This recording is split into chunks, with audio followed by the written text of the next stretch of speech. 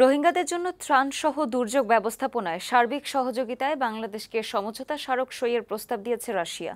সকালে সচিবালয়ে দুর্যোগ ব্যবস্থাপনা ও ত্রাণ প্রতিমন্ত্রী মহিবুর রহমানের সঙ্গে সৌজন্য সাক্ষাতে এই প্রস্তাব দেন ঢাকায় নিযুক্ত রাশিয়ার রাষ্ট্রদূত আলেকজান্ডার ম্যান্তিতস্কি। দুর্যোগ ব্যবস্থাপনায় কারিগরি সহযোগিতা, আশ্রয়কেন্দ্র নির্মাণ, বিভিন্ন রকম প্রশিক্ষণ এবং দুর্যোগ সম্পর্কিত তথ্য উপাত্ত বিনিময়ের প্রস্তাব দেন রাশিয়ান দূত। এছাড়া রোহিঙ্গা প্রত্যাবাসনেও বাংলাদেশের পাশে থাকার আশ্বাস দেন রাষ্ট্রদূত ম্যান্তিতস্কি।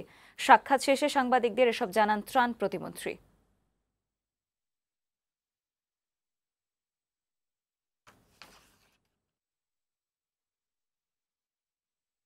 Russia may help Bangladesh by supplying real-time data for combating different type of disasters. তিনি এটাকে একমত প্রকাশ করছেন যে হ্যাঁ এটা ব্যাপারে বাংলাদেশের সাথে রাশিয়ার সম্পর্ক এই ডিজাস্টারের উপর আরো বৃদ্ধি হওয়া উচিত।